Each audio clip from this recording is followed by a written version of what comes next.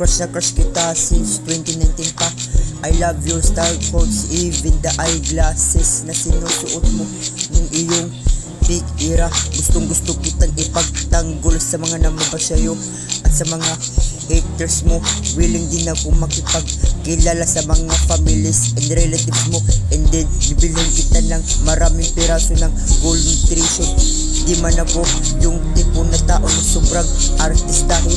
Handa naman akong ligawan ka hanggang sa magsawa ka sa akin. Kasi ako yung tipo na tao na hindi umaayaw pagdating sa feelings. Wala akong pakialam kung may mambash, kasi I just want you to know na mahal kita since 2019 pa. At yung kadenang ginto days pa ay sobrang na ako nabigani sa kagandahan mo. At nang dahil na rin sa'yo, para nakumpleto na rin ang childhood memories ko. Kahit magtaray ka pa, susuyuin pa rin kita, liligawan pa rin kita, at kakantahan pa rin kita ng favorite mong kanta.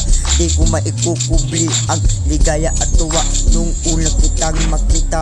Kaya ako nagsulat ng kanta para maipaabot sa'yo na malaman ang gusto ko na sabihin at iparating. At yeah, I wish na makarating sa'yo to, dahil hindi ko mapigilan ang sarili kong sulatan ka ng kanta. Kasi gusto kita, crush na crush kita, at sana hindi mo to ipagsawalang bahala. I love you, Francine Diaz. Mamahalin pa rin kita magpakailanman.